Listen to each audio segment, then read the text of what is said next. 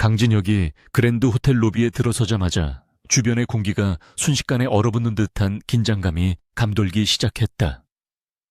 대한민국 재계 서열 1위인 한성그룹의 젊은 총수인 그는 날카로운 눈매와 압도적인 피지컬로 좌중을 압도했지만 정작 본인은 이런 사교 모임을 끔찍하게 싫어했다. 그의 곁을 지키는 경호원들은 혹시 모를 접근을 차단하기 위해 분주히 움직였고 진혁은 미간을 찌푸린 채 엘리베이터로 향하며 비서실장에게 일정을 최대한 빨리 마무리하라고 차갑게 지시했다. 반면 연회장 구석에서 샴페인 잔을 나르던 이서연은 터질 것 같은 다리의 통증을 참아내며 억지 미소를 짓고 있었다. 대학 등록금과 병원에 계신 할머니의 병원비를 마련하기 위해 그녀는 주말도 없이 아르바이트를 해야만 했고 이곳은 시급이 높은 대신 실수를 용납하지 않는 엄격한 곳이었다. 화려한 드레스를 입은 귀부인들 사이를 오가며 서연은 자신의 처지가 마치 물 위에 뜬 기름처럼 겉돌고 있다는 사실을 뼈저리게 느끼며 한숨을 삼켰다. 한성그룹의 부회장이자 진혁의 계모인 최 여사는 오늘 밤을 위해 치밀하고도 악랄한 함정을 준비해둔 상태였다. 그녀가 매수한 직원은 진혁이 마실 위스키 잔에 강력한 최음제를 섞었고 이는 그를 스캔들에 휘말리게 하여 경영권 방어에 치명타를 입히려는 속셈이었다.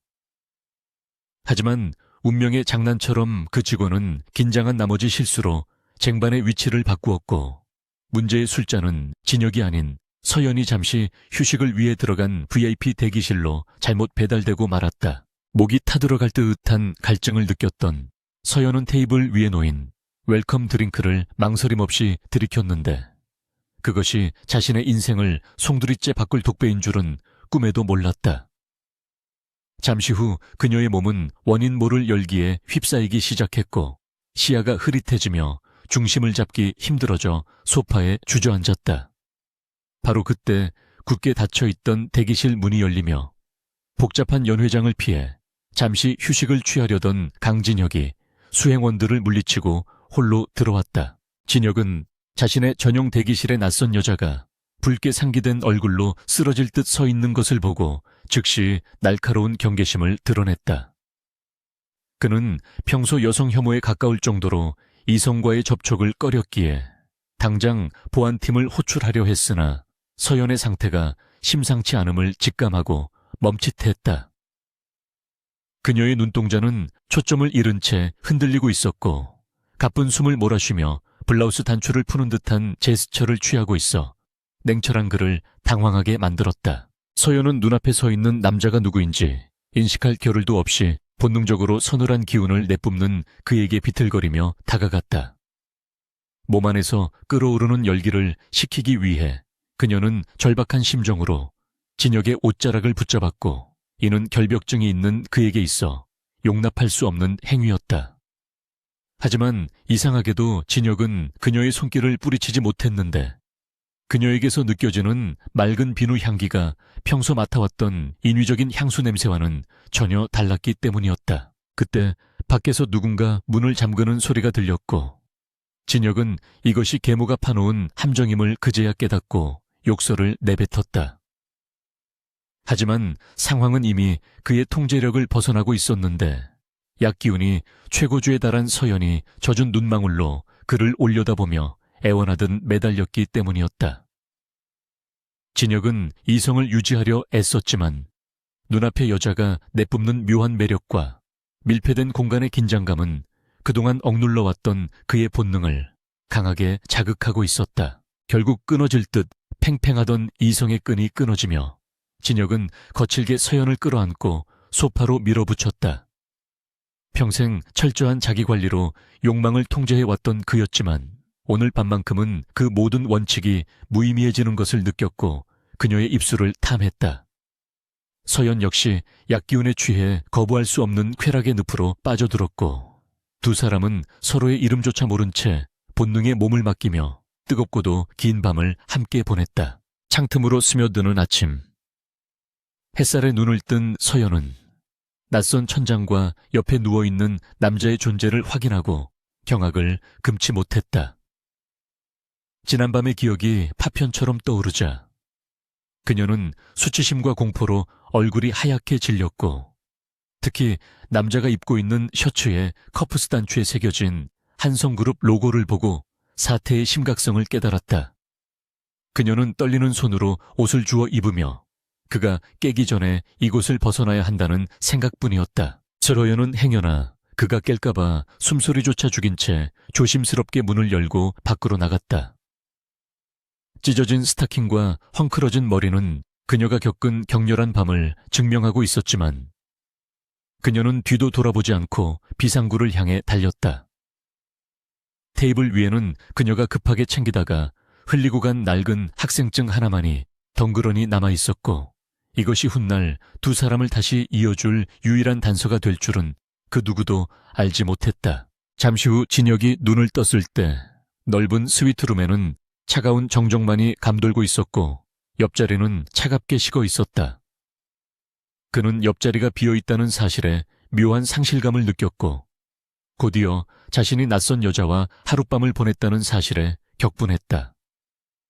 하지만 이상하게도 불쾌 함보다는 도망친 여자에 대한 호기심과 그녀를 다시 찾고 싶다는 강렬한 소유욕이 가슴 깊은 곳에서 꿈틀거리기 시작해 그를 혼란스럽게 했다. 바닥에 떨어진 셔츠를 집어들던 진혁의 시선이 테이블 아래 반짝이는 무언가에 고정되었다. 그가 몸을 굽혀 주워든 것은 낡고 허름한 학생증이었고 그 속에는 앳된 얼굴의 서연이 환하게 웃고 있었다.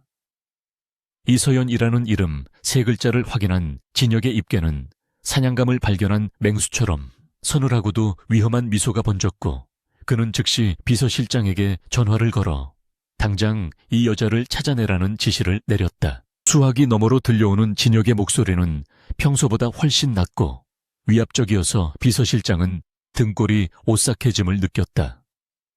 지금까지 수많은 여성이 진혁에게 접근하려다 처참하게 내쳐지는 것을 봐왔지만 그가 직접 특정 여성을 찾으라고 지시한 것은 이번이 처음 있는 일이었다. 비서실장은 즉시 정보팀을 가동하여 호텔 CCTV와 투숙객 명단을 확보하라고 지시했고 한성그룹의 거대한 정보망이 서연을 향해 조여들기 시작했다. 한편 옥탑방으로 돌아온 서연은 욕실에 주저앉아 하염없이 흐르는 눈물을 닦아내며 샤워기 물을 틀었다. 뜨거운 물줄기가 몸에 닿았지만 지난밤의 흔적과 공포는 쉽사리 씻겨 내려가지 않았고 그녀는 자신의 인생이 벼랑 끝으로 몰린 것만 같았다. 그녀는 배를 감싸 안으며 절대로 그 남자와 다시는 마주치지 않기를 간절히 기도했지만 뱃속에서 이미 새로운 생명이 싹트고 있다는 사실은 알지 못했다. 같은 시각 초의 여사는 자신의 계획이 실패로 돌아갔다는 보고를 받고 분노에 차 화병을 집어 던졌다. 그녀는 진혁이 스캔들 없이 멀쩡하게 걸어 나왔다는 사실에 치를 떨었지만 곧 다른 음모를 꾸미기 위해 눈을 번뜩였다. 그녀는 진혁이 호텔방에서 무언가를 가지고 나왔다는 정보를 입수했고 그것이 그의 약점이 될 수도 있다는 생각에 비릿한 미소를 지으며 신복에게 은밀한 조사를 명했다. 집무실로 돌아온 진혁은 산더미처럼 쌓인 결제 서류를 앞에 두고도 좀처럼 업무에 집중할 수 없었다. 그의 머릿속은 온통 지난밤 자신을 받아들이던 서연의 표정과 감촉으로 가득 차 있었고 이는 그에게 있어 전례 없는 혼란이었다.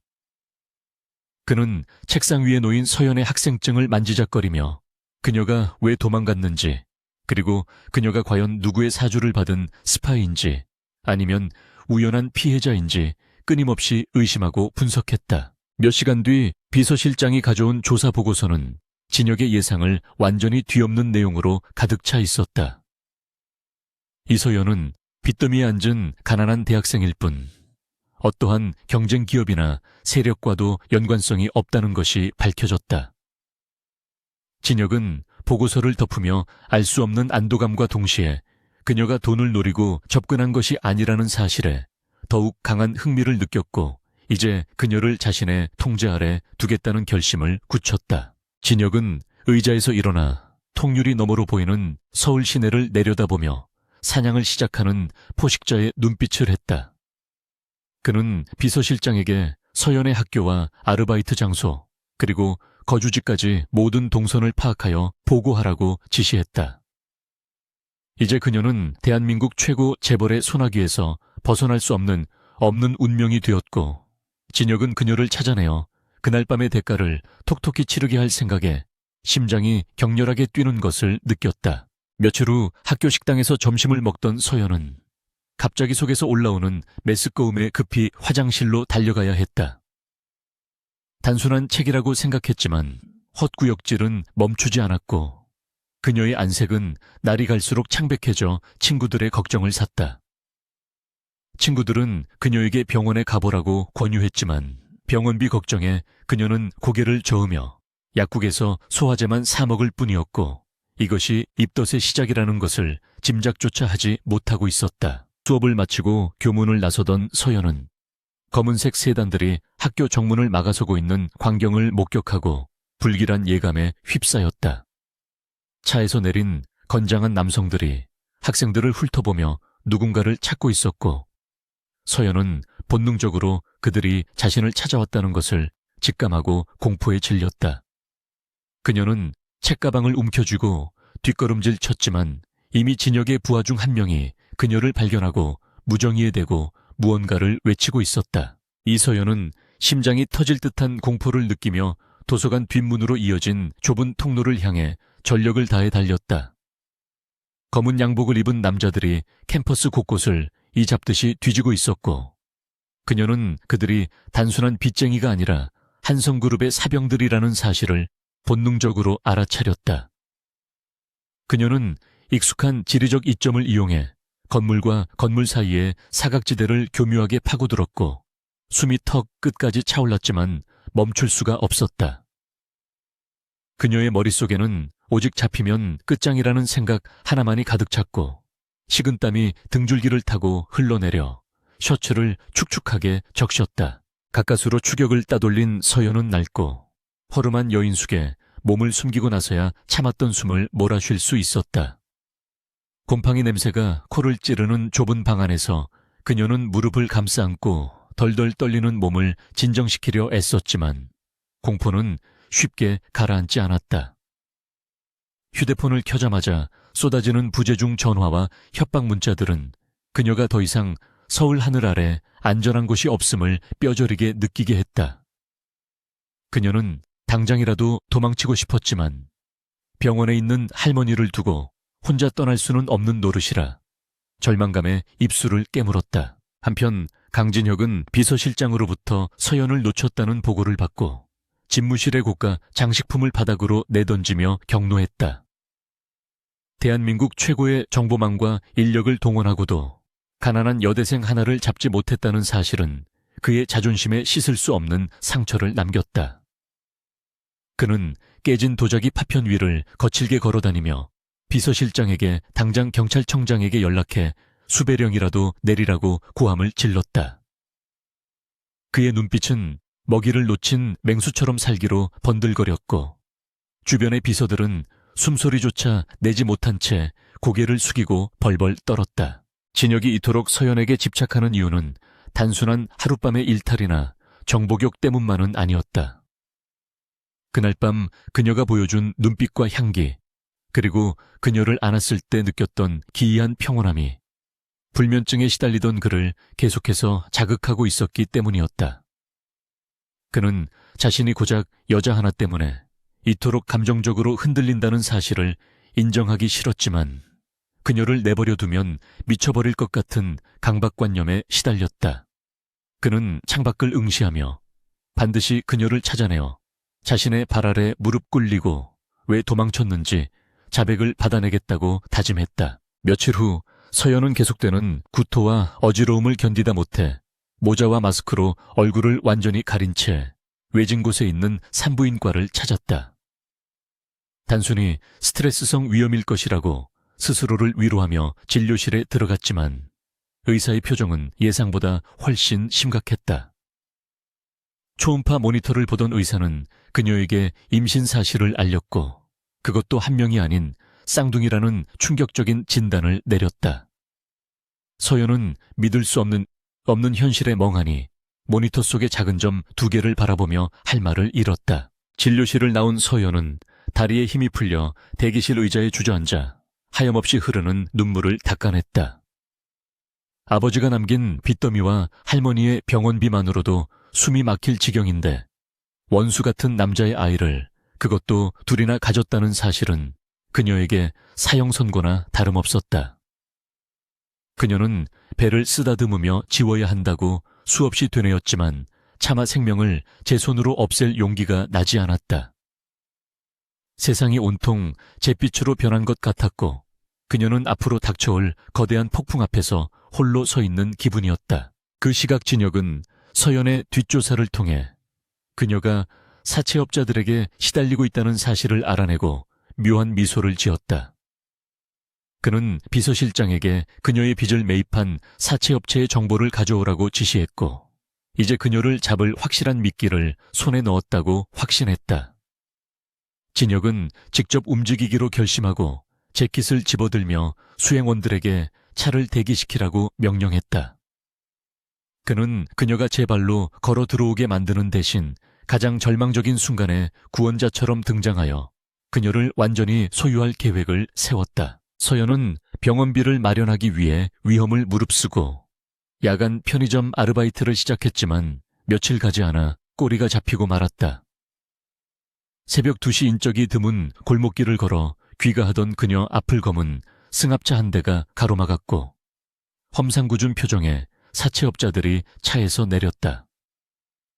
그들은 서연을 에워싸고 킬킬거리며 위협적인 태도를 보였고 서연은 뒷걸음질 치며 도와달라고 소리치려 했지만 공포에 질려 목소리가 나오지 않았다. 그녀는 본능적으로 배를 감싸 안으며 아이들만은 지켜야 한다는 생각에 몸을 웅크렸다. 사채업자 중 우두머리로 보이는 자가 서연의 머리채를 거칠게 잡아채며 돈을 갚지 않으면 신체 포기 각서라도 쓰게 하겠다고 협박했다. 서연은 고통에 신음하며 제발 살려달라고 애원했지만 그들은 오히려 그녀의 절박한 모습을 즐기는 듯 했다. 바로 그 순간 골목 입구에서 강렬한 헤드라이트 불빛이 쏟아지며 고막을 찢을 듯한 엔진 소리와 함께 최고급 세단이 미끄러지듯 들어와 멈춰 섰다. 갑작스러운 상황에 사채업자들은 행동을 멈추고 눈을 부릅뜨며 차를 경계했다. 차 문이 열리고 말끔한 슈트 차림의 강진혁이 우아하지만 위압적인 자태로 내리자 골목 안의 공기가 순식간에 무거워졌다. 그는 더러운 벌레를 보는 듯한 눈빛으로 사채업자들을 훑어보았고 뒤이어내린 경호원들이 순식간에 그들을 제압하기 시작했다.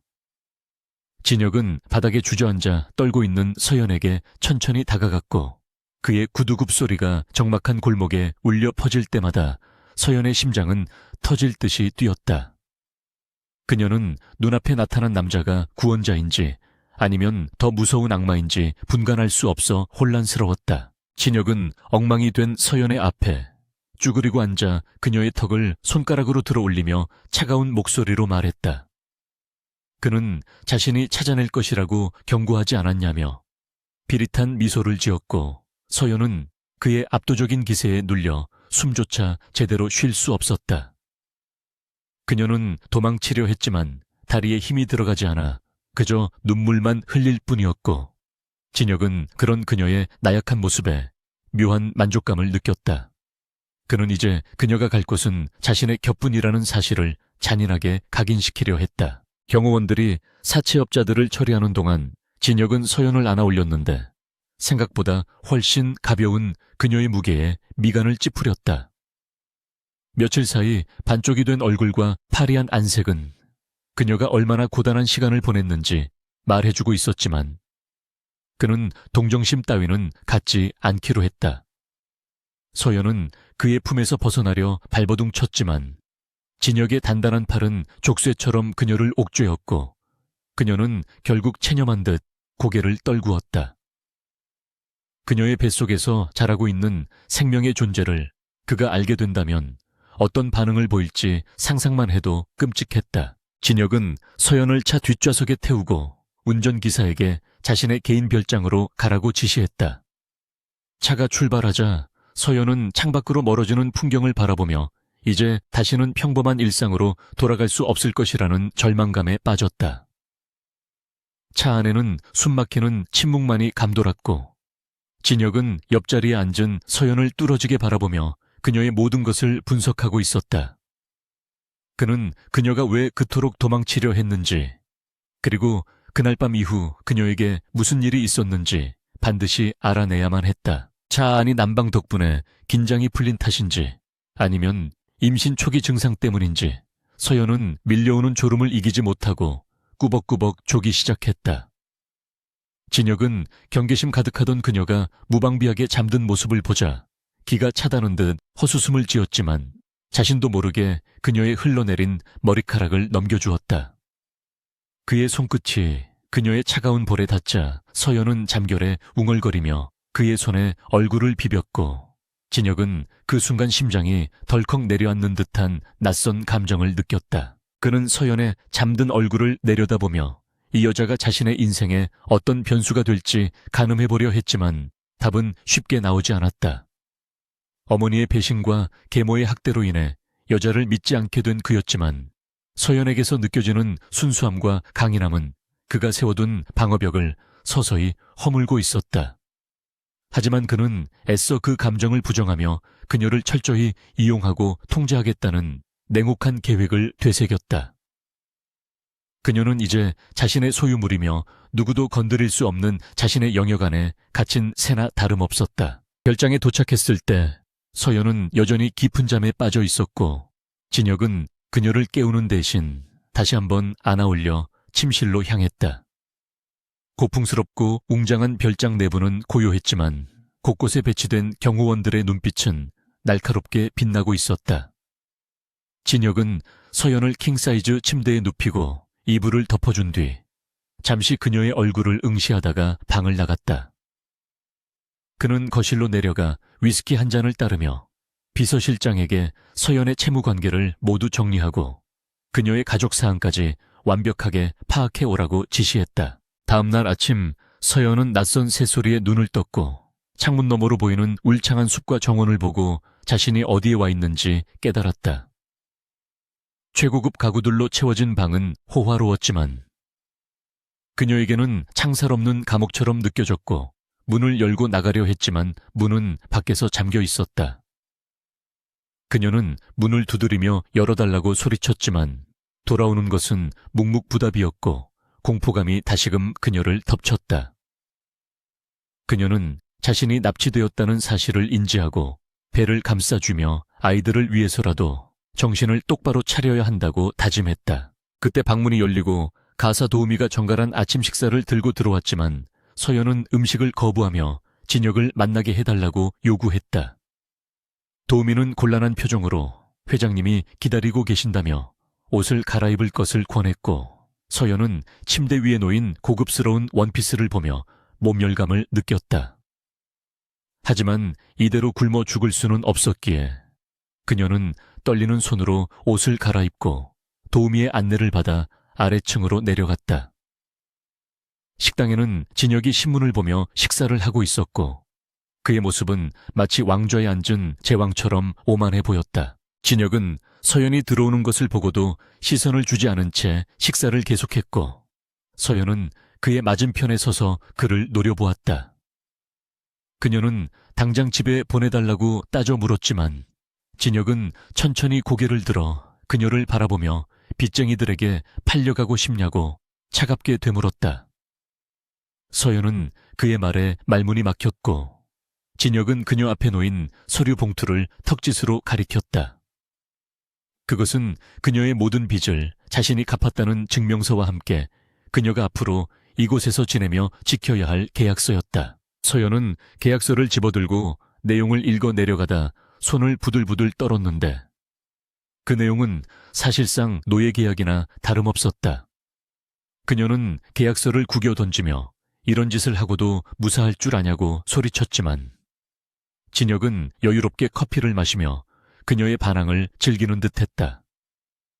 그는 그녀에게 선택권은 없다고 못 박으며 만약 도망치려 한다면 할머니의 안전은 보장할 수 없다고 잔인하게 협박했다.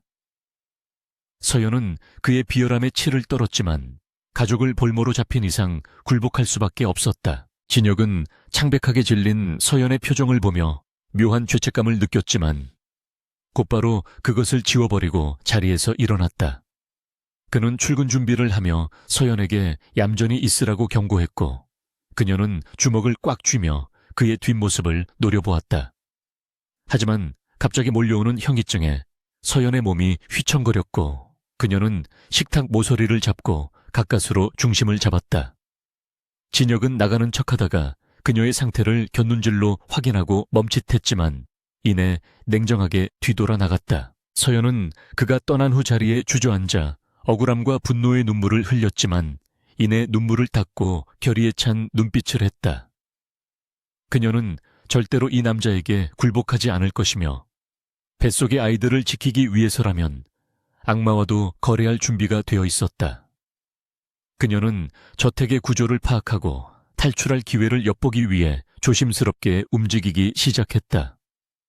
하지만 그녀는 아직 몰랐다. 이 거대한 저택 곳곳에 감시 카메라가 설치되어 있고 진혁이 그녀의 일거수일투족을 지켜보고 있다는 사실을. 진혁은 회사로 향하는 차 안에서 태블릿으로 전송되는 저택 내부 영상을 보며 서연의 움직임을 관찰했다. 그는 그녀가 쉽게 포기하지 않을 거라는 것을 알고 있었기에 더욱 흥미를 느꼈고 그녀를 길들이는 과정이 꽤 즐거울 것이라고 생각했다. 하지만 그의 마음 한구석에는 그녀가 아프지 않기를 바라는 모순된 감정이 자라나고 있었고 이는 앞으로 닥쳐올 파란의 전조였다. 그는 화면 속의 서연을 어루만지듯 터치하며 이제 게임은 시작되었다고 중얼거렸다. 강진혁의 개인 별장은 겉으로 보기에는 평화로운 휴식처였지만 이서연에게는 숨막히는 감옥이나 다름없었다. 외부와 철저히 단절된 이곳에서 그녀는 매일 아침 찾아오는 심한 입덧과 싸우며 불안한 나날을 보내고 있었다.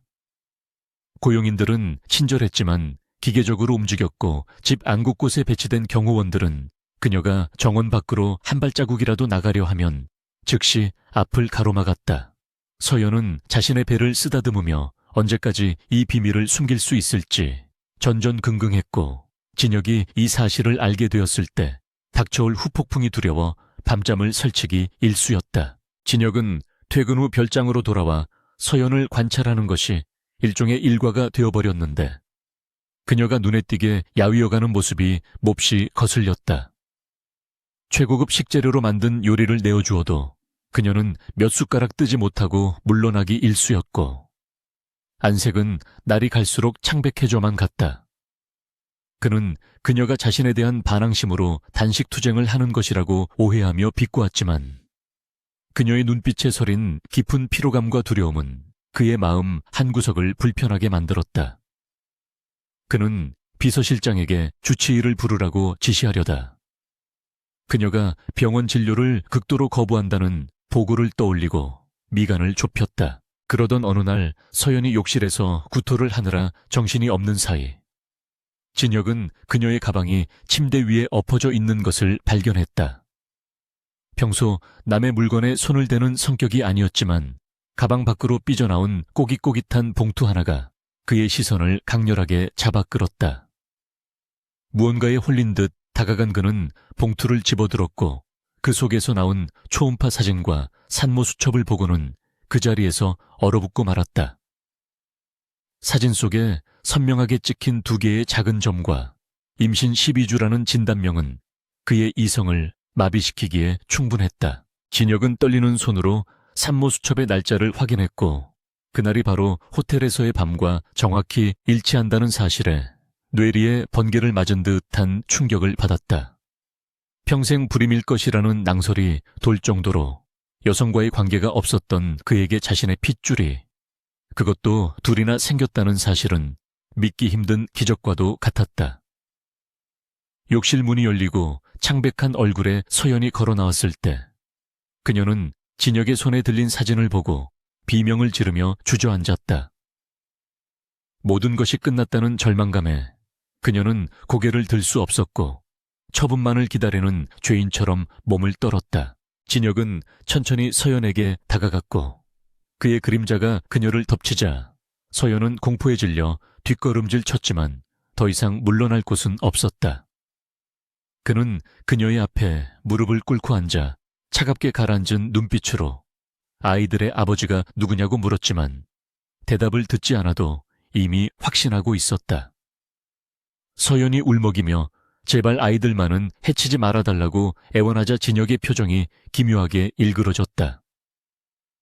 그는 자신이 제 자식을 해칠 페류나로 보인다는 사실에 분노했지만 동시에 그녀가 그토록 필사적으로 아이들을 지키려 했다는 사실에 묘한 감동을 느꼈다. 그 순간 진혁의 태도는 완전히 돌변했는데 그는 서연을 거칠게 다루던 지난날의 태도를 버리고 그녀를 깨지기 쉬운 유리 인형처럼 조심스럽게 안아 침대에 눕혔다.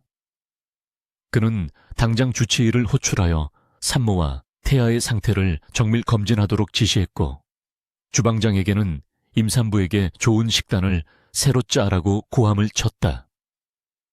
서연은 갑작스러운 그의 태도 변화에 어리둥절했지만 진혁의 눈빛에서 읽히는 것은 사리가 아니라 광적인 집착과 소유욕이었다.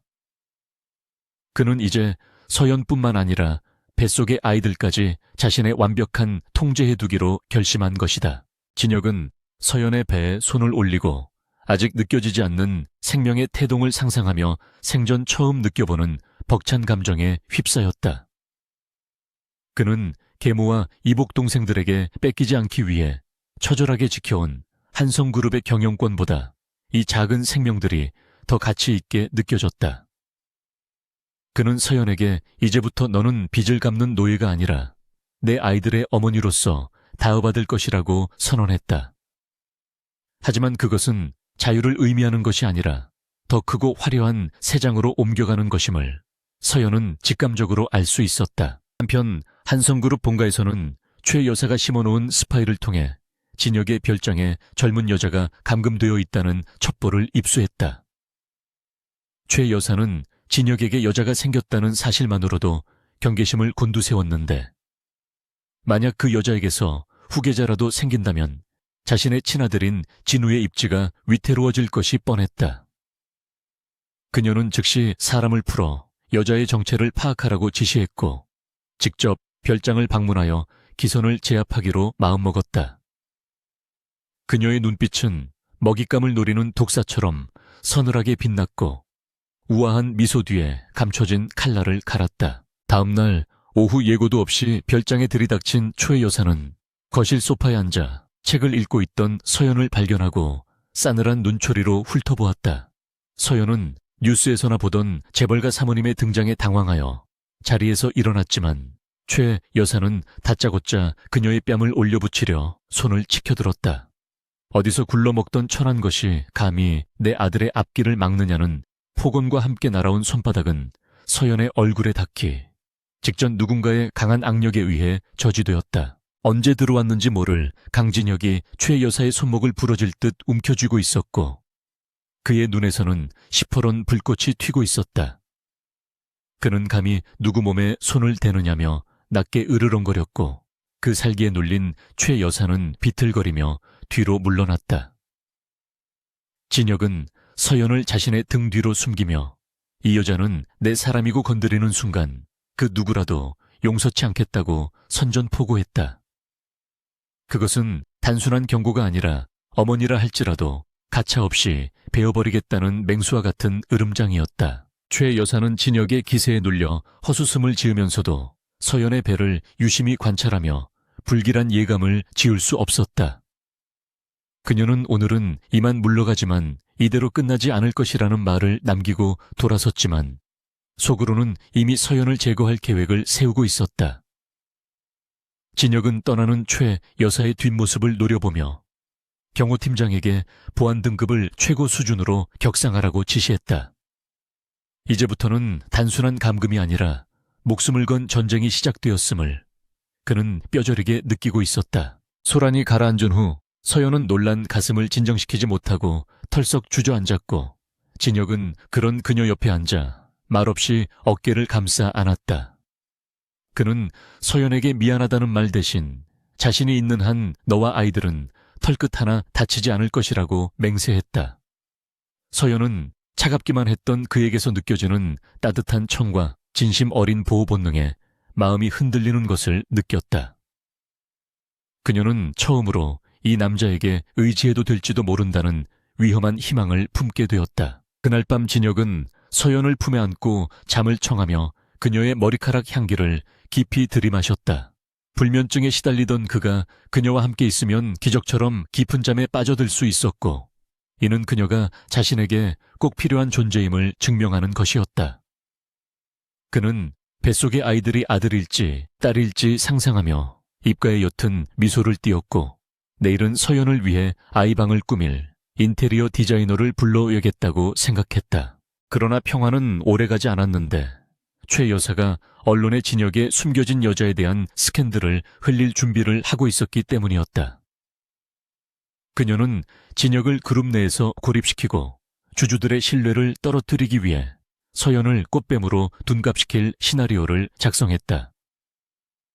서연의 과거와 빚 문제, 그리고 병원에 있는 할머니까지 모든 약점이 공격 대상이 되었고, 이는 갓 피어난 두 사람의 신뢰를 흔들어 놓을 강력한 무기였다. 진혁은 회사 정보팀을 통해 최 여사의 움직임을 포착하고는 비릿한 냉소를 지으며 방역을 준비했다. 그는 오히려 이 기회를 이용해 서연을 공식적인 약혼녀로 발표하고 그룹 내 자신의 입지를 공고히 할 계획을 세웠다. 하지만 서연의 의사는 묻지 않은 독단적인 결정이었기에 이는 또 다른 갈등의 불씨가 될 수 있었다.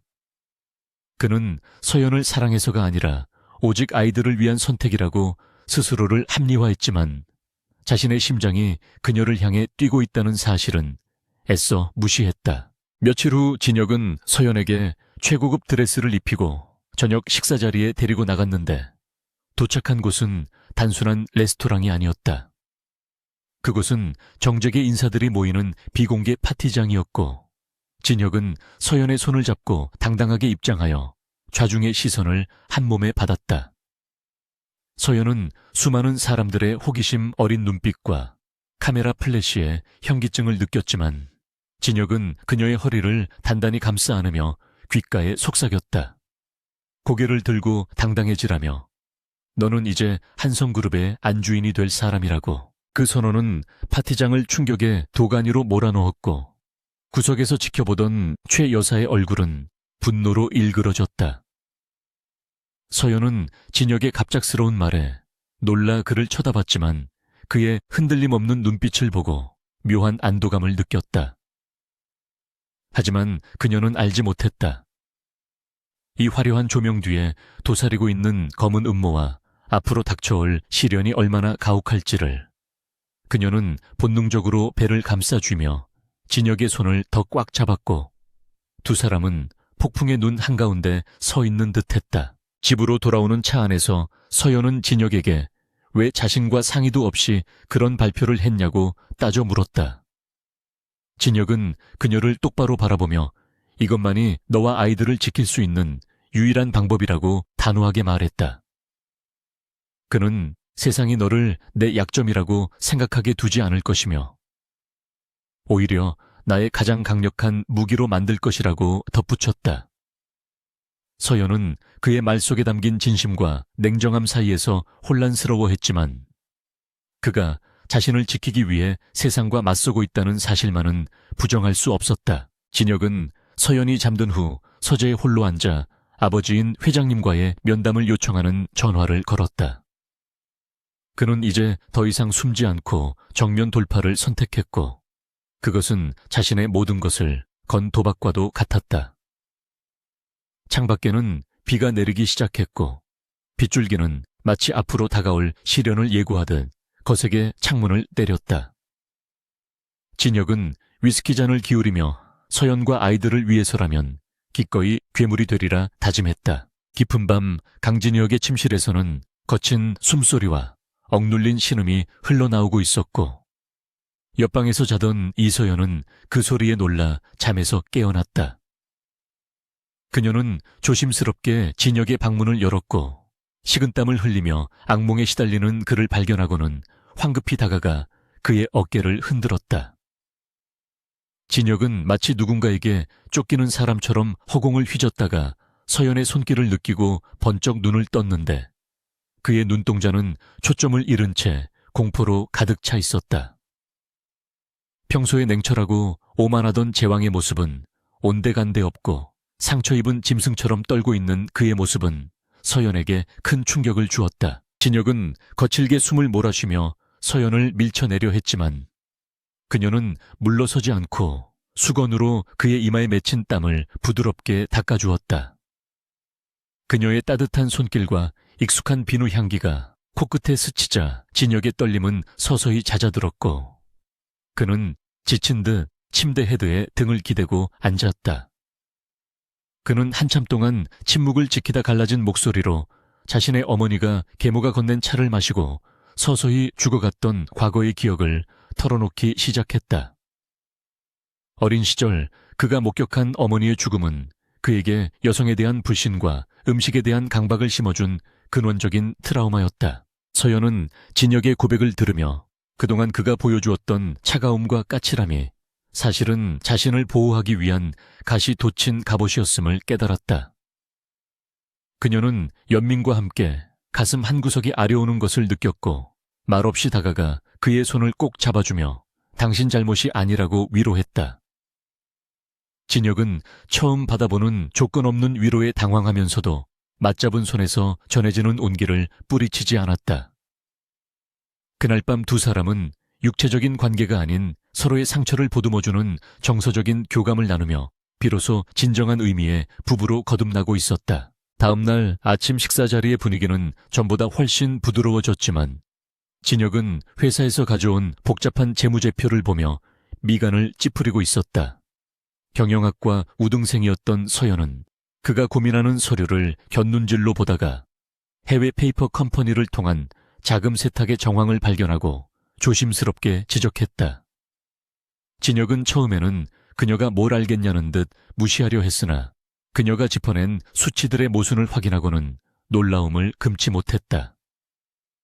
그것은 전문가들조차 쉽게 놓칠 수 있는 교묘한 회계 조작이었고 이는 최 여사 측이 그룹 자금을 빼돌리고 있다는 결정적인 증거였다. 진혁은 서연을 다시 보게 되었는데 그녀는 단순히 빚을 갚기 위해 팔려온 여대생이 아니라 자신의 등을 맡길 수 있는 유능한 파트너가 될 자질을 갖추고 있었다. 그는 즉시 비서실장을 불러 서연이 지적한 부분을 집중적으로 감사하도록 지시했고 그녀에게 감사의 의미로 자신의 서재 출입을 허락했다. 이는 진혁이 자신의 가장 내밀한 공간이자 권력의 심장부를 그녀에게 개방한다는 의미였으며 그룹 내에서 그녀의 입지가 단순한 동거녀 이상으로 격상되었음을 시사하는 것이었다. 서연은 자신의 능력이 그에게 도움이 되었다는 사실에 뿌듯함을 느끼며 처음으로 이곳에서의 삶에 의욕을 가졌다. 한편 최 여사는 자신의 비밀 자금줄이 진혁에게 발각될 위기에 처하자 이 모든 변화의 중심에 서연이 있음을 직감하고 이를 갈았다. 그녀는 진혁이 서연에게 빠져 판단력이 흐려진 것이 아니라 오히려 그녀를 통해 더 강력해지고 있다는 사실에 위기감을 느꼈다. 그녀는 더 이상 시간을 지체할 수 없다고 판단하고 신복을 불러 은밀하고도 잔인한 지시를 내렸다. 그것은 바로 교통사고를 위장하여 눈에 가시인 서연과 뱃속의 후계자를 동시에 제거하는 계획이었고 실패는 용납되지 않는다는 서늘한 경고를 덧붙였다. 며칠 후 서연은 정기검진을 위해 산부인과로 가야 했는데 진혁은 중요한 임원회의 때문에 동행하지 못하는 것을 몹시 아쉬워했다. 그는 경호팀장에게 최고 수준의 경호를 지시하고 방탄 차량을 배치하는 등 만반의 준비를 했지만 마음 한구석의 불안감은 떨칠 수가 없었다. 진혁은 떠나는 서연의 이마에 입을 맞추며 금방 다녀오라고 당부했고 서연은 걱정하지 말라며 환하게 웃어 보였다. 하지만 차가 저택을 빠져나가는 순간 진혁은 가슴을 짓누르는 불길한 예감에 펜을 떨어뜨리고 말았다. 병원으로 향하는 도로는 평소보다 한산했지만 서연이 탄 차를 뒤따르던 경호 차량들이 하나둘씩 신호에 걸려 뒤처지기 시작했다. 운전기사는 백미러를 통해 수상한 덤프트럭이 빠른 속도로 따라붙는 것을 확인하고 긴장하며 무전을 쳤지만 통신이 먹통이었다. 서연 역시 이상한 낌새를 눈치채고 안전벨트를 꽉 잡으며 배를 감싸 안았는데 창밖으로 보이는 트럭의 운전자는 마스크로 얼굴을 가린 채 살기 어린 눈빛을 보내고 있었다. 좁은 도시고속도로 위에서 쫓고 쫓기는 위험천만한 추격전이 시작되었고 서연의 심장은 공포로 멎을 것만 같았다. 운전기사는 필사적으로 핸들을 꺾으며 트럭을 따돌리려 했지만 상대는 작정하고 들이받을 기세로 끈질기게 쫓아왔다. 결국 터널 입구에서 트럭이 서연이 탄 차의 측면을 강하게 들이받았고 굉음과 함께 차는 중심을 잃고 가드레일을 들이받으며 몇 바퀴를 굴렀다. 차 안은 깨진 유리 파편과 에어백이 터지는 연기로 아수라장이 되었고 서연은 끔찍한 회전 속에서도 오로지 배를 보호하기 위해 몸을 웅크렸다. 의식이 희미해지는 와중에도 그녀는 아이들만은 살려달라고 속으로 절규하며 진혁의 이름을 불렀다. 회의 도중 비서실장이 사색이 되어 들어와 진혁에게 귓속말을 전하자 회의장은 순식간에 찬물을 끼얹은 듯 조용해졌다. 진혁은 자리를 박차고 일어나며 짐승 같은 포효를 내질렀고 중요 안건이 처리되기도 전에 회의실을 뛰쳐나갔다. 그는 미친 듯이 차를 몰아사고 현장으로 향하며 제발 서연과 아이들이 무사하기만을 간절히 기도했다. 그의 머릿속은 하얗게 변해버렸고 만약 그들에게 무슨 일이 생긴다면 이 세상을 멸망시켜 버리겠다는 끔찍한 분노만이 들끓고 있었다. 사고 현장은 처참했는데 찌그러진 차체 주변으로 구급대원들이 분주하게 움직이고 있었고 경찰들이 통제선을 설치하고 있었다. 진혁은 차에서 내려 비틀거리며 구급차 쪽으로 달려갔고 피투성이가 된 차에 들것에 실려 나오는 서연을 보고 다리가 풀려 주저앉을 뻔했다. 그녀의 창백한 얼굴과 피로 물든 원피스를 본 순간 진혁의 심장은 갈기갈기 찢겨나가는 듯한 고통을 느꼈다. 그는 구급대원의 제지에도 불구하고 그녀의 손을 잡으며 눈물을 흘렸고 이는 평생 감정을 드러내지 않았던 그가 처음으로 보인 처절한 모습이었다. 응급실 앞 복도에서 진혁은 수술 중이라는 빨간불이 켜진 수술실 문을 뚫어지게 바라보며 지옥 같은 시간을 보내고 있었다. 그의 옷에는 서연의 피가 묻어 있었지만 그는 옷을 갈아입을 생각조차 하지 못하고 망부석처럼 서 있었다. 비서실장이 조심스럽게 다가와 사고를 낸 트럭 운전자가 현장에서 즉사했으며 신원 조회가 불가능한 대포폰을 사용하고 있었다고 보고했다. 진혁은 주먹을 꽉 쥐며 이것이 단순한 사고가 아니라 계획된 살인 미수임을 확신했고 그 배후에 최 여사가 있다는 것을 직감했다. 수술은 몇 시간이나 계속되었고 진혁은 그 시간 동안 자신이 살아온 인생을 되돌아보며 뼈저린 후회를 했다. 그가 서연을 억지로 곁에 두지 않았다면 그녀가 이런 고통을 겪지 않았을지도 모른다는 자책감이 그를 괴롭혔다. 하지만 동시에 그녀를 건드린 대가가 얼마나 혹독한지 보여주겠다는 복수심이 그의 내면에서 활화산처럼 타올랐다. 그는 이제 더 이상 방어적인 태도를 취하지 않고 최 여사와 그녀의 세력을 뿌리째 뽑아버리기로 결심했다. 마침내 수술실 문이 열리고 지친 기색이 역력한 의사가 걸어 나오자 진혁은 숨조차 쉬지 못하고 그를 바라보았다. 의사는 산모와 태아 모두 기적적으로 생명에는 지장이 없지만 안정이 절대적으로 필요하다고 말했고 진혁은 그제야 참았던 숨을 토해내며 다리에 힘이 풀렸다. 그는 잠든 서연이 있는 중환자실로 들어가 그녀의 얼굴을 어루만지며 다시는 너를 혼자 두지 않겠다고 맹세했다. 서연의 손가락에 끼워진 반지가 병실 조명을 받아 반짝였고 진혁의 눈에는 핏빛 어린 살기가 서렸다. 진혁은 병실을 나와 비서실장에게 그룹 내 보안팀과 법무팀을 총동원하여 최 여사의 비리를 낱낱이 파헤치라고 명령했다. 그는 이제 인정 따위는 없으며 피해는 피로 갚아주겠다는 냉혹한 선언을 했다. 또한 그는 서연의 병실 주변에 개미 새끼 한 마리 얼씬하지 못하도록 철통 같은 경비를 세웠고 자신이 직접 병실을 지키며 업무를 보기 시작했다. 병원은 순식간에 한성그룹의 임시 집무실이자 전시 상황실로 변해버렸고 긴장감이 감돌았다. 한편 최 여사는 사고 소식을 듣고 쾌재를 불렀으나 서연과 아이들이 살아남았다는 보고를 받고는 히스테릭하게 소리쳤다. 그녀는 진혁이 이번 일로 완전히 돌아버렸다는 소문을 듣고 불안에 떨었지만 이미 엎질러진 물이었다. 그녀는 마지막 발악으로 주주총회를 조기에 소집하여 진혁을 해임하려는 계획을 앞당기기로 했다. 하지만 그녀는 몰랐다. 진혁이 이미 그녀의 목줄을 조일 결정적인 증거를 확보하고 있으며 서연이 깨어나는 순간 그 증거가 완성된다는 사실을. 며칠 뒤 의식을 되찾은 서연은 희미하게 눈을 뜨자마자 자신의 배를 확인하고 안도의 눈물을 흘렸다. 옆에서 쪽잠을 자고 있던 진혁은 그녀의 인기척에 바로 깨어나 그녀를 껴안았고 서연은 그의 품에서 엉엉 울었다. 진혁 정말 무서웠다고 말하는 그녀를 달래주며 이제 모든 것이 괜찮아질 거라고 약속했다. 서연은 진정된 후 진혁에게 사고 직전 트럭 운전자가 통화하는 내용을 들었다고 말했는데 그것은 최 여사의 신복 이름이었다. 서연의 증언은 진혁이 심증으로만 가지고 있던 퍼즐의 마지막 조각을 맞춰주는 결정적인 단서가 되었다. 그는 서연의 이마에 키스하며 네가 우리를 살렸다고 고마워했고 서연은 자신이 더 이상 보호받기만 하는 존재가 아님을 증명했다. 두 사람은 병실 침대에 함께 누워 서로의 심장 소리를 들으며 다가올 결전을 준비했다.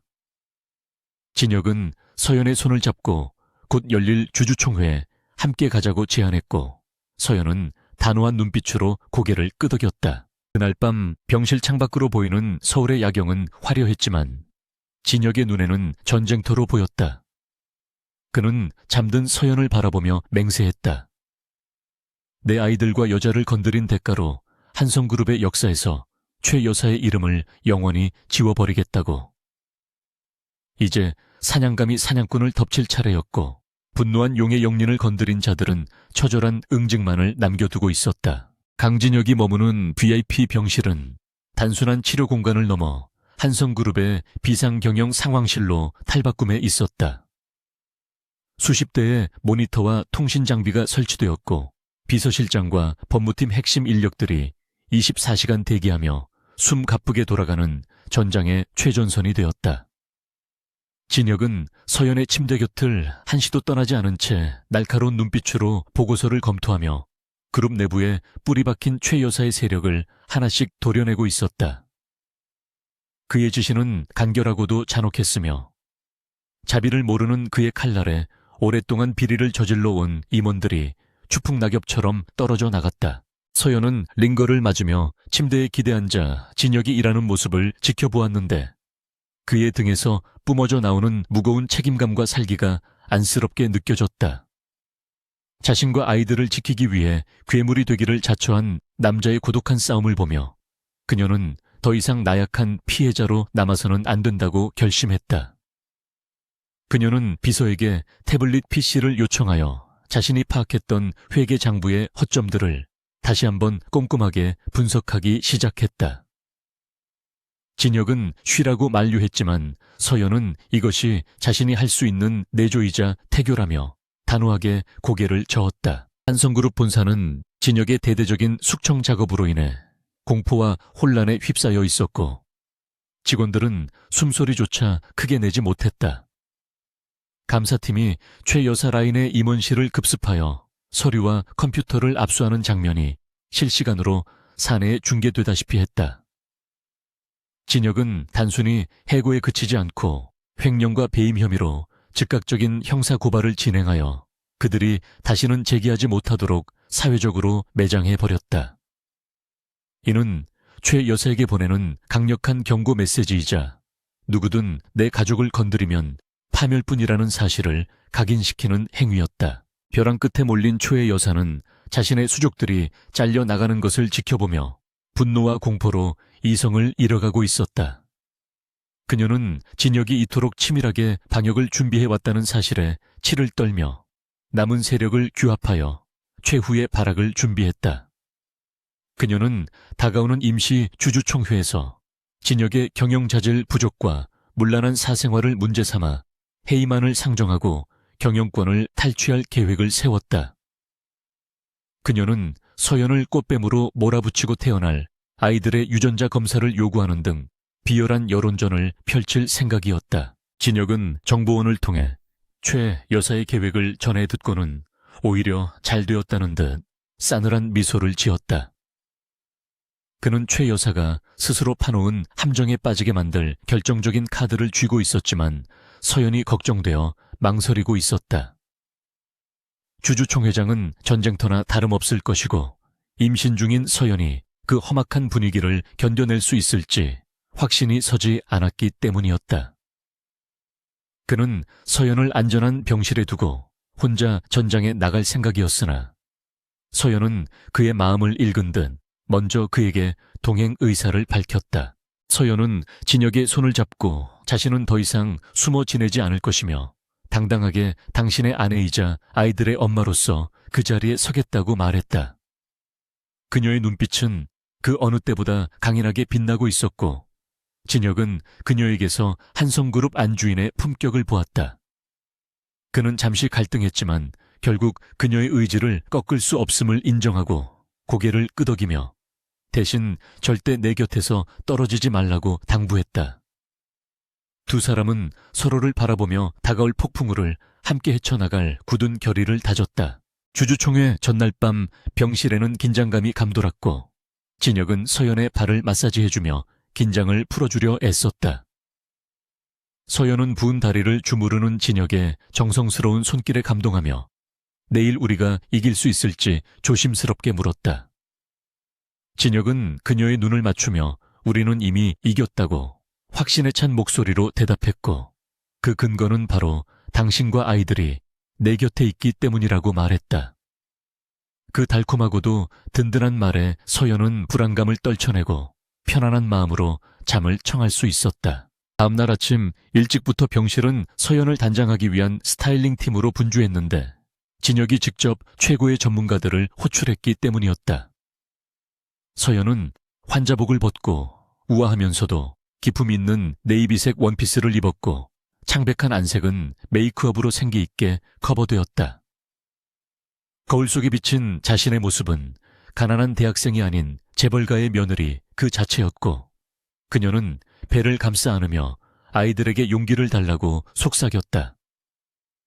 진혁은 완벽하게 변신한 서연의 모습에 잠시 넋을 잃고 바라보다가 그녀의 이마에 부드럽게 키스했다. 병원 로비에는 소문을 듣고 몰려든 기자들로 인산인해를 이루고 있었고 카메라 플래시가 쉴 새 없이 터졌다. 진혁은 서연의 어깨를 감싸고 경호원들의 호의를 받으며 당당하게 걸어 나왔고 기자들의 쏟아지는 질문에는 묵묵부답으로 일관했다. 하지만 그가 서연을 보호하는 태도와 눈빛만으로도 두 사람 사이의 관계가 얼마나 깊고 단단한지 증명하기에 충분했다. 이 장면은 생중계되어 전 국민의 관심을 집중시켰고 여론은 서서히 최 여사의 흑색 선정과는 다른 방향으로 흐르기 시작했다. 차 안에서 진혁은 떨고 있는 서연의 손을 꽉 잡아주며 오늘 안으로 모든 악연을 끊어내겠다고 다시 한번 다짐했다. 그는 태블릿을 켜 주주총회장 내부 상황을 점검했는데 최 여사 측이 매수한 주주들이 진을 치고 있다는 보고가 들어왔다. 하지만 그는 당황하지 않고 미리 준비해둔 비밀 병기인 해외 투자자들의 위임장을 확인하며 여유로운 표정을 지었다.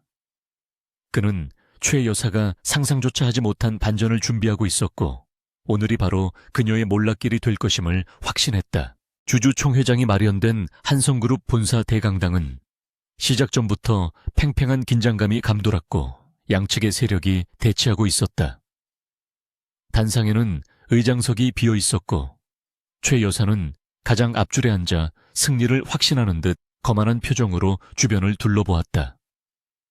그녀는 진혁이 병원에 있는 서연 때문에 제정신이 아닐 것이라 판단하고 이번 기회에 그를 완전히 매장시킬 생각에 들떠 있었다.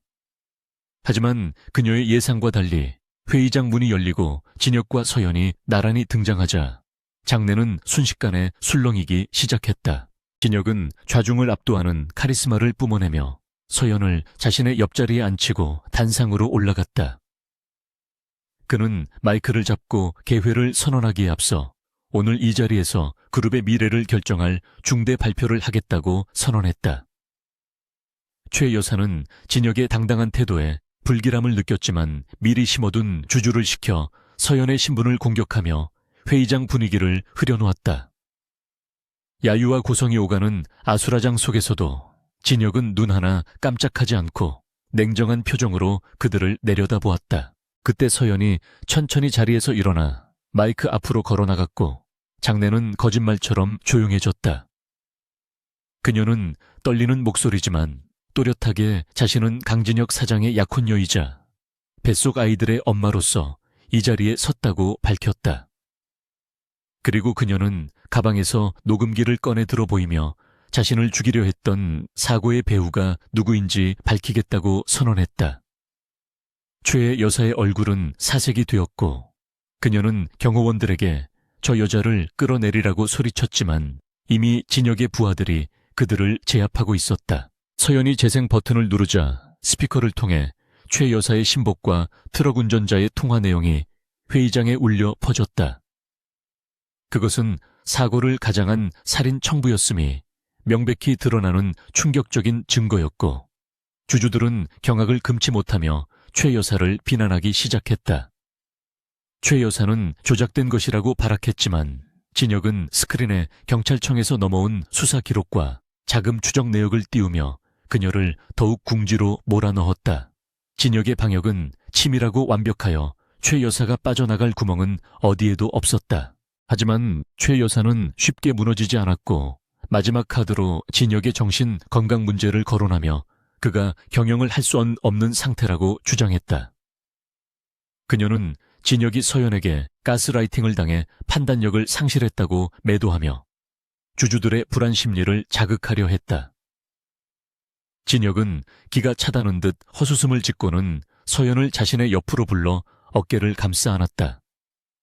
그는 내가 미친 것이 아니라 평생 처음으로 지켜야 할 존재를 만나 가장 강력해진 것이라고 반박하며 주주들에게 진정한 리더십이 무엇인지 보여주겠다고 말했다. 진혁은 준비해둔 그룹의 비전과 서연이 분석해낸 재무구조 개선안을 발표하며 경영 능력으로 정면 돌파를 시도했다. 서연이 찾아낸 자금 세탁 정황과 비효율적인 투자처에 대한 날카로운 지적은 전문 경영인들조차 감탄하게 만들었다. 주주들은 서연이 단순한 내연녀가 아니라 경영에 대한 통찰력을 갖춘 파트너임을 인정하게 되었고 분위기는 급격하게 진혁 쪽으로 기울었다.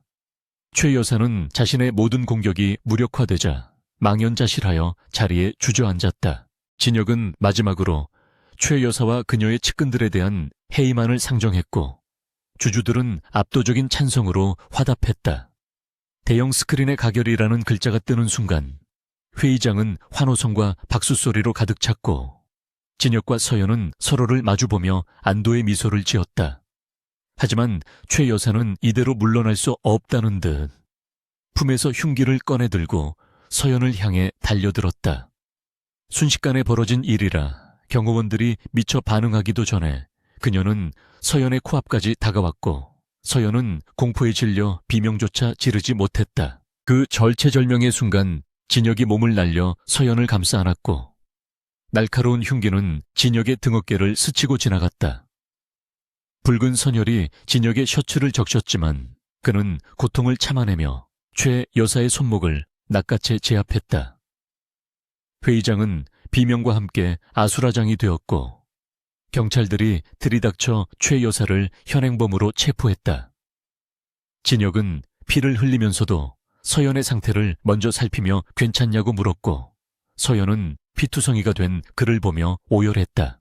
끌려나가는 최 여사의 광기 어린 저주에도 아랑곳하지 않고 진혁은 서연을 품에 안고 괜찮다고 다독였다. 이 사건은 오히려 진혁의 희생정신과 가족애를 부각시키며 그를 영웅으로 만들었고 그룹 내에서의 입지를 더욱 공고히 하는 계기가 되었다. 구급대원들이 달려와 진혁의 상처를 지혈하는 동안 그는 서연의 손을 놓지 않았고 두 사람은 피와 눈물 속에서 서로의 사랑을 확인했다. 폭풍은 지나갔고 이제 그들에게는 폐허 위에서 새로운 성을 쌓아 올릴 일만 남아 있었다. 주주총회장에서의 피습 사건 이후 강진혁은 즉시 인근 대학병원으로 이송되었고 다행히 자상이 깊지 않아 생명에는 지장이 없다는 진단을 받았다. 하지만 어깨 근육이 찢어지는 부상을 입어 수십 바늘을 꿰매야 했고 의사는 최소 2주간의 절대 안정을 권고하며 팔을 고정했다. 마취에서 깨어난 진혁이 가장 먼저 찾은 것은 자신의 안위가 아닌 이서연의 상태였으며 그는 통증을 참아내며 옆을 지키고 있던 서연의 손을 급하게 찾았다. 피로 얼룩진 셔츠를 입은 채 울고 있던 서연은 그가 깨어나자마자 와락 안겼고 진혁은 성한 팔로 그녀를 감싸 안으며 괜찮다는 말을 반복해서 속삭였다. 서연은 자신이 위험에 처했을 때 주저없이 몸을 던진 진혁을 보며 그동안 가지고 있던 아주 작은 의심의 조각들마저 완전히 사라지는 것을 느꼈다. 그녀는 진혁의 붕대 감긴 어깨를 어루만지며 자신 때문에 그가 다쳤다는 죄책감에 하염없이 눈물을 흘렸지만 진혁은 오히려 영광의 상처라고 웃어 넘겼다. 그는 서연과 아이들을 지킬 수만 있다면 팔 하나쯤은 내어주어도 아깝지 않다고 말했고 그 진심 어린 고백은 서연의 가슴에 깊은 파동을 일으켰다. 병실의 차가운 공기는 두 사람의 뜨거운 사랑으로 인해 따뜻하게 데워지고 있었고 그들은 서로의 존재가 생명보다 소중함을 확인했다. 한편 최 여사의 구속 소식은 대한민국 전체를 뒤흔드는 메가톤급 뉴스가 되어 연일 헤드라인을 장식했고 여론은 완전히 진혁의 편으로 돌아섰다. 검찰은 최 여사를 살인 미수 및 특경법상 횡령 배임 혐의로 기소했고 증거가 너무나 명백하여 그녀가 빠져나갈 구멍은 어디에도 없었다. 한성그룹의 법무팀은 진혁의 지시 아래 최 여사의 숨겨진 차명 계좌와 불법 로비 내역까지 낱낱이 파헤쳐 검찰에 제출했다. 이는 그녀에게 다시는 재기의 기회조차 주지 않으려는 진혁의 철저한 응징이었으며 그녀를 따르던 세력들 또한 줄줄이 소환 조사를 받게 되었다. 진혁은 병상에서도 업무를 놓지 않았는데 이는 그룹의 경영 공백을 최소화하고 흔들리는 조직을 빠르게 안정시키기 위함이었다. 서연은 그런 그를 말리는 대신 곁에서 비서 역할을 자처하며 서류 분류를 돕고 중요한 내용을 요약해 브리핑해 주었다. 그녀의 명석한 두뇌와 꼼꼼한 일처리는 진혁을 놀라게 했고 비서실장조차 그녀의 능력에 혀를 내두르며 감탄했다. 두 사람은 병실을 마치 신혼집이자 집무실처럼 사용하며 하루 종일 붙어 있었고 함께 일하고 밥을 먹으며 평범한 연인들이 누리는 소소한 행복을 맛보았다. 어느 날 오후 진혁은 서연에게 줄 것이 있다며 서랍에서 작은 벨벳 상자를 꺼냈고 서연은 갑작스러운 상황에 눈을 동그랗게 떴다. 상자 안에는 심플하지만 우아한 다이아몬드 반지가 들어있었는데 그것은 진혁이 사고가 나기 전부터 주문 제작해 두었던 프로포즈 반지였다. 진혁은 불편한 몸을 일으켜 서연의 손에 반지를 끼워주며 정식으로 결혼해달라고 청혼했고 서연은 벅차오르는 감정에 말을 잇지 못한 채 고개를 끄덕였다. 화려한 이벤트나 꽃다발은 없었지만 병실에서의 프로포즈는 그 어떤 것보다 진솔하고 낭만적이었으며 두 사람은 영원한 사랑을 맹세했다. 결혼식은 서연의 출산 이후로 미루기로 했지만 두 사람은 혼인신고를 먼저 하여 법적으로 완벽한 부부가 되기로 합의했다. 구청에 혼인신고서를 제출하고 나오는 길에 서연은 이제 진짜 가족이 되었다는 사실에 가슴이 뭉클해짐을 느꼈다. 진혁은 혼인신고서를 들고 아이처럼 기뻐하며 인증사진을 찍었고 그 사진은 곧바로 그의 집무실 책상 가장 잘 보이는 곳에 놓이게 되었다. 이제 서연은 법적으로나 사회적으로나 명실상부한 한성그룹의 안주인이자 강진혁의 유일한 아내가 된 것이다. 진혁은 퇴원 후 서연을 위해 그녀의 할머니를 최고의 의료진이 있는 VIP 병동으로 옮겨들였고 직접 찾아가 인사를 올렸다. 처음에는 재벌 회장이라는 손주 사위를 어려워하던 할머니도 진혁의 깍듯한 태도와 서연을 아끼는 눈빛을 보고 마음을 열었다. 진혁은 할머니의 거친 손을 잡고 서연을 고생시키지 않고 평생 행복하게 해주겠다고 약속했고, 할머니는 눈시울을 붉히며 고맙다는 말을 반복했다. 가족의 따뜻함을 모르고 자랐던 진혁에게 할머니의 투박하지만 정겨운 손길은 새로운 위로가 되었고, 그는 서연의 가족까지 자신의 울타리 안으로 받아들였다. 시간은 빠르게 흘러 계절이 바뀌었고, 서연의 배는 쌍둥이를 품은 탓에 남들보다 훨씬 빠르고 크게 불러왔다. 임신 후기에 접어들면서 서연은 거동이 불편해졌고, 밤마다 다리가 붓거나 숨이 차서 잠을 설치는 일이 잦아졌다. 진혁은 그런 서연을 위해 회사 일을 최대한 줄이고 일찍 퇴근하여 그녀의 곁을 지키는 애처가가 되었다. 그는 매일 밤 서연의 부은 다리를 마사지해주고 튼살 크림을 발라주며 아이들에게 태담을 들려주는 것을 하루 중 가장 중요한 일과로 삼았다. 진혁의 태담 실력은 날이 갈수록 늘었는데, 처음에는 동화책을 읽는 목소리가 딱딱한 보고서를 읽는 것 같아 서연을 웃게 만들었다. 하지만 그는 포기하지 않고 육아서적을 탐독하며 목소리 톤을 바꾸고 감정을 넣어 연기까지 하는 열정을 보여주었다. 뱃속의 아이들도 아빠의 목소리를 아는지 진혁이 말을 걸 때마다 힘차게 발길질을 했고, 그럴 때면 진혁은 신기해 하며 배에 귀를 대고 한참을 웅걸거렸다. 천하의 강진혁이 배에 대고 혀 짧은 소리를 내는 모습은 집안의 고용인들에게도 흐뭇한 웃음을 선사하는 풍경이었다.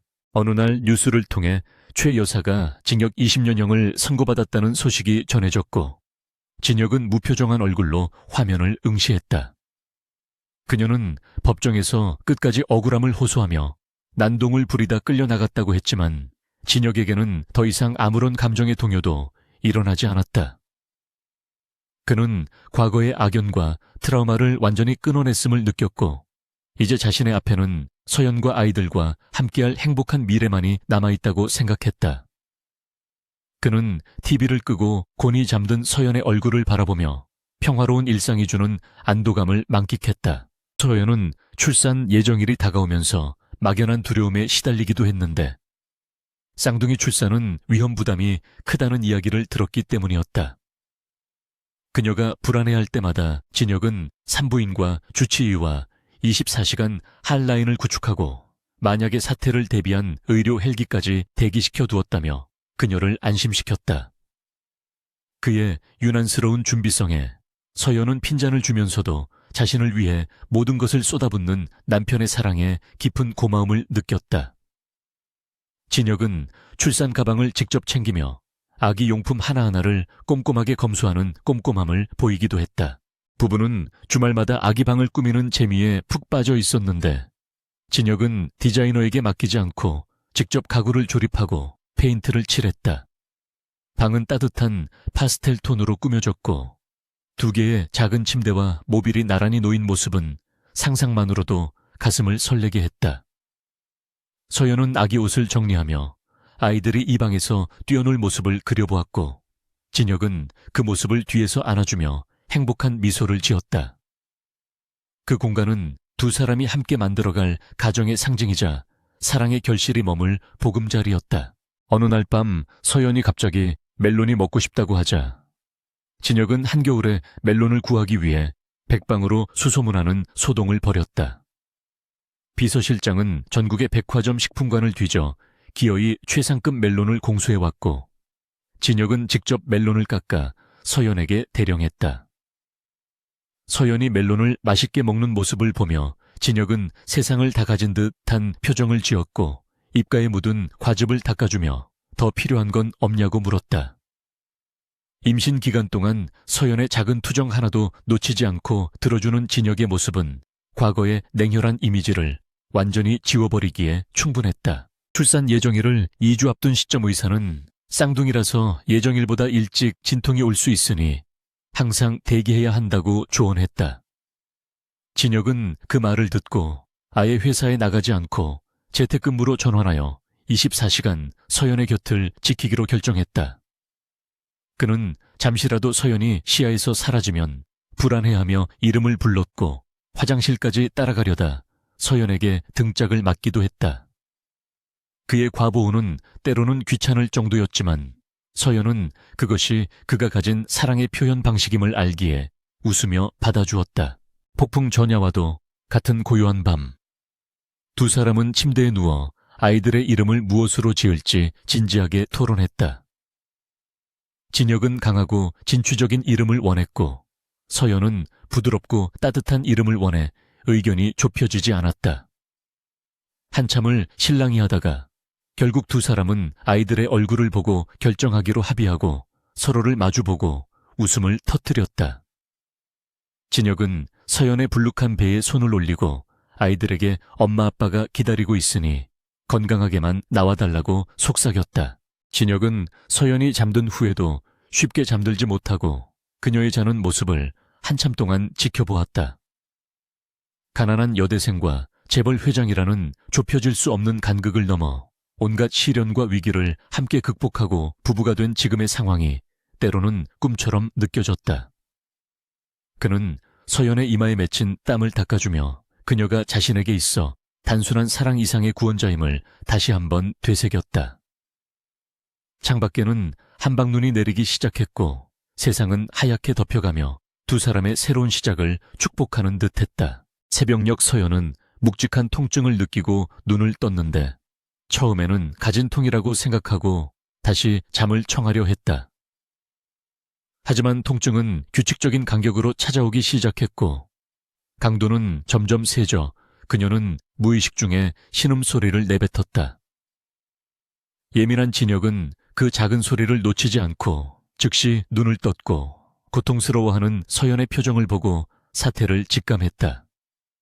그는 침착하려 애쓰며 비상벨을 눌러 의료진을 호출했고 서연의 손을 꽉 잡으며 이제 때가 되었다고 말했다. 저택은 순식간에 비상체제로 전환되었고 대기하고 있던 구급차가 현관 앞으로 미끄러지듯 들어왔다.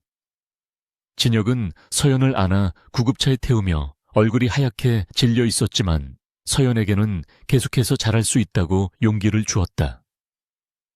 병원으로 향하는 차 안에서 서연은 진혁의 손이 자신의 손보다 더 차갑고 떨리고 있다는 것을 느꼈다. 그녀는 고통 속에서도 피식 웃으며 당신이 더 긴장한 것 같다고 농담을 던졌고 진혁은 억지 미소를 지으며 너와 아이들만 무사하다면 내 심장이 멈춰도 좋다고 대답했다. 병원에 도착하자마자 의료진들이 일사불란하게 움직여 서연을 분만실로 옮겼고 진혁은 수술복으로 갈아입고 분만실 안까지 따라 들어갔다. 제왕절개 수술이 아닌 자연분만을 원했던 서연의 뜻을 존중했지만 쌍둥이라 위험할 수 있다는 의사의 말에 진혁의 표정은 굳어 있었다. 분만실 문이 닫히고 본격적인 진통이 시작되자 서연의 비명이 복도 밖까지 새어나왔다. 진혁은 그녀의 고통을 나누어 가질 수 없다는 무력감에 입술을 깨물며 그녀의 머리맡에서 땀을 닦아주고 호흡을 유도했다. 긴 시간이 흐르고 서연의 체력은 바닥나기 시작했지만 그녀는 아이들을 만나겠다는 일념으로 젖먹던 힘까지 짜내고 있었다. 진혁은 탈진해가는 서연을 보며 수술로 전환하자고 외치고 싶었지만 서연의 눈빛이 포기하지 않겠다고 말하고 있어 차마 입을 뗄 수 없었다. 그는 그저 그녀의 손을 으스러져라 잡고 사랑한다고 힘내라고 외치는 것밖에 할 수 없었다. 마침내 의사의 힘주라는 다급한 외침과 함께 분만실의 긴장감은 최고조에 달했고 새로운 생명의 탄생이 임박했음을 알리는 신호음이 울려 퍼졌다. 분만실 안은 생명의 탄생을 알리는 우렁찬 울음소리로 가득 찼고 그 소리는 강진혁의 세상에서 가장 아름다운 교향곡처럼 울려 퍼졌다. 첫 번째 아이가 세상 밖으로 나오자 의사는 건강한 아들이라고 외쳤고 진혁은 탯줄을 자르기 위해 떨리는 손으로 가위를 잡았다. 그는 평소 수조원이 오가는 계약서에 서명할 때도 눈 하나 깜짝하지 않던 냉철한 사업가였지만 지금 이 순간만큼은 감격에 겨워 손끝이 미세하게 떨리고 있었다. 갓 태어난 아들의 쭈글쭈글하지만 힘찬 모습을 보는 순간 그의 눈가에는 뜨거운 이슬이 맺혔고 그는 말로 표현할 수 없는 벅찬 감정에 휩싸였다. 하지만 감동을 추스를 새도 없이 곧바로 두 번째 진통이 시작되었고 서연은 지친 기색이 역력했지만 마지막 힘을 짜내고 있었다. 진혁은 땀범벅이 된 서연의 머리카락을 넘겨주며 조금만 더 힘내라고 쉴 새 없이 응원했고 그녀의 고통을 대신해 줄 수 없어 안타까워했다. 몇 분간의 치열한 사투 끝에 두 번째 아이가 미끄러지듯 세상에 나왔고 이번에는 우렁찬 울음소리 대신 가녀린 울음이 터져 나왔다. 의사가 예쁜 공주님이라고 알리자 서연은 긴장이 풀리며 안도의 한숨을 내쉬었고 그제야 비로소 온몸에 힘을 빼고 침대에 늘어졌다. 간호사들이 아이들을 깨끗이 닦아 서연의 품에 안겨주자 그녀는 두 아이를 양팔에 안고 세상을 다 가진 듯한 미소를 지었다. 진혁은 침대 옆에 무릎을 꿇고 서연과 아이들을 번갈아 바라보며 하염없이 눈물을 흘렸는데 이는 그가 태어나서 처음으로 흘리는 기쁨의 눈물이었다. 그는 서연의 손등에 입을 맞추며 고맙고 사랑한다고 수없이 속삭였고 서연 역시 눈물 젖은 눈으로 그를 바라보며 우리가 해냈다고 화답했다. 그 순간 분만실 안의 모든 의료진은 이 기적 같은 가족의 탄생을 축복하며 뜨거운 박수를 보냈다. 병실로 옮겨진 후 서연은 깊은 잠에 빠져들었고 진혁은 신생아실 유리창 너머로 두 아이를 바라보느라 시간 가는 줄을 몰랐다.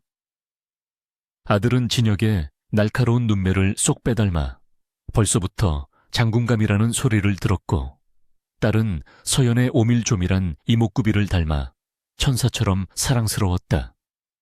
진혁은 유리창에 손을 대고 아이들에게 아빠가 여기 있다고 속삭였고 그 모습을 지켜보던 비서실장은 회장님의 저런 표정은 처음 본다며 몰래 눈물을 훔쳤다. 평생 고독과 불신 속에서 살아왔던 진혁에게 이 작은 생명들은 그가 살아갈 이유이자 지켜야 할 절대적인 우주가 되었다. 강진혁 회장의 등남 등려 소식은 곧바로 언론을 통해 보도되었고 한성그룹의 주가는 연일 상한가를 기록하며 고공행진을 이어갔다. 그룹의 후계 구도가 명확해짐에 따라 주주들의 불안감이 해소되었고 진혁의 가정적인 이미지가 부각되면서 기업 브랜드 가치 또한 상승했다. 진혁은 이를 기념하여 전국 보육원과 미혼모 시설에 천문학적인 금액을 기부했는데 이는 서연과 아이들이 베풀어준 기적에 대한 감사의 표시였다. 세상은 냉혈한으로만 알았던 그가 아버지로서 보여주는 따뜻한 행보에 놀라워했고 그를 진정한 리더로 인정하기 시작했다. 서연이 조리원에서 몸을 회복하고 집으로 돌아오던 날 저택은 마치 축제 분위기처럼 화려하게 장식되어 있었다. 진혁은 서연이 차에서 내리자마자 그녀를 공주님 안기 자세로 안아 올려 집 안으로 들어갔고 고용인들은 꽃가루를 뿌리며 환영했다. 미리 꾸며둔 아기 방에 쌍둥이를 눕히자 집안은 순식간에 아기 냄새와 따스한 온기로 가득 찼고 삭막했던 저택은 비로소 사람 사는 집처럼 변했다. 진혁은 서연에게 이제부터가 진짜 시작이라며 육아 전쟁을 선포했고 서연은 그의 비장한 표정에 웃음을 터뜨렸다. 진혁의 육아 열정은 회사 경영만큼이나 치밀하고 완벽했는데 그는 퇴근 후에는 모든 약속을 취소하고 곧장 집으로 달려와 육아 모드로 전환했다. 최고급 슈트를 벗어던지고 앞치마를 두른 채 능숙하게 기저귀를 갈고 분유 온도를 맞추는 그의 모습은 비서들에게는 충격 그 자체였다. 한 번은 딸이 열이 나자 새벽에 응급실로 달려가 병원장이 직접 나오게 만드는 소동을 벌이기도 했지만 이는 딸바보 아빠의 귀여운 주책으로 여겨졌다. 그는 아이들이 옹갈이하는 모습 하나하나를 영상으로 남기며 휴대폰 용량이 부족할 지경에 이르렀다. 시간은 빠르게 흘러 쌍둥이가 5살이 되었고 서연은 진혁의 적극적인 외조 덕분에 중단했던 학업을 마치고 대학원에 진학할 수 있었다.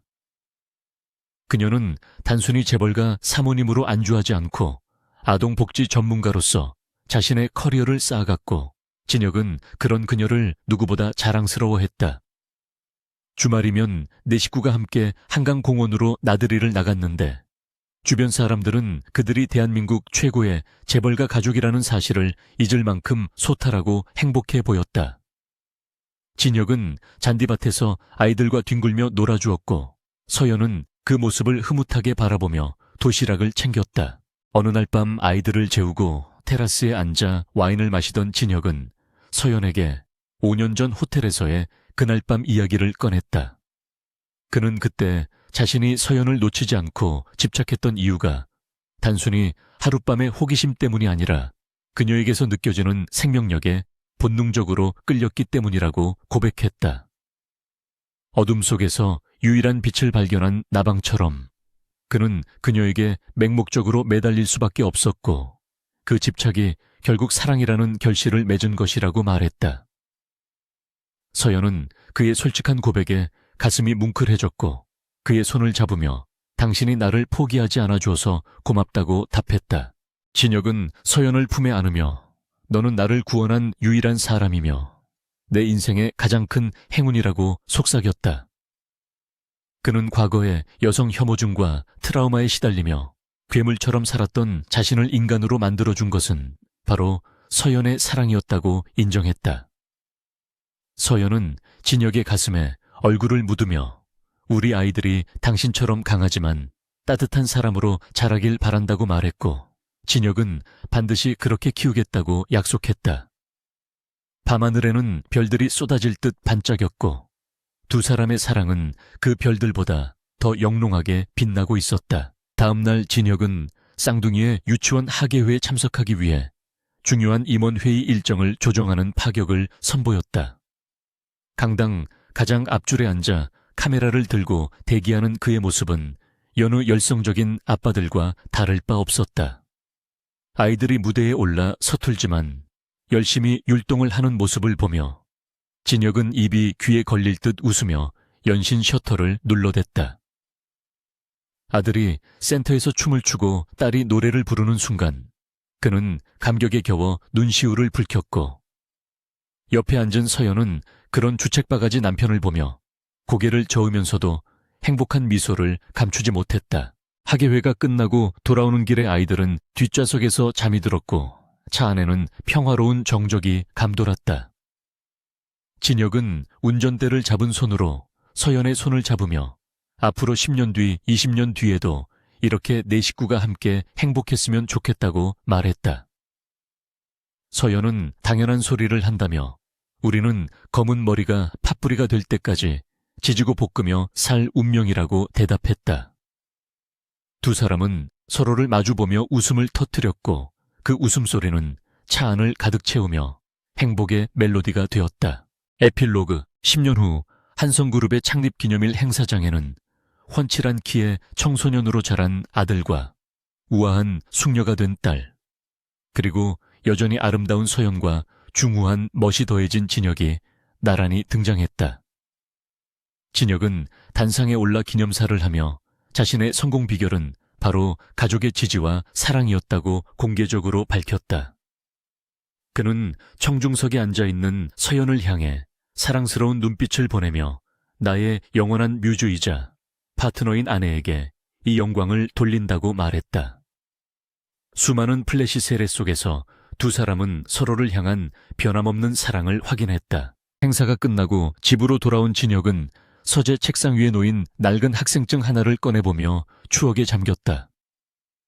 그것은 15년 전 서연이 호텔방에 떨어뜨리고 갔던 바로 그 학생증이었고, 그는 그것을 보물처럼 간직하고 있었다. 서연이 들어와 무엇을 보고 있냐고 묻자 그는 씩 웃으며 내 인생을 바꾼 로또 복권을 보고 있다고 농담을 던졌다. 서연은 그의 등짝을 가볍게 때리며 핀잔을 주었지만 그녀의 얼굴에도 행복한 미소가 번졌다. 진혁은 서연을 안아들고 침실로 향하며 여전히 너에게 집착하고 있는데 어떡하냐고 장난스럽게 물었다. 서연은 그의 목을 감싸 안으며 평생 집착해달라고 귀여운 애교로 응수했고, 두 사람은 침대 위로 쓰러지며 웃음을 터뜨렸다. 창밖의 달빛이 두 사람을 비추었고, 그들의 사랑은 시간이 흐를수록 더욱 깊고 진하게 무르익어 가고 있었다.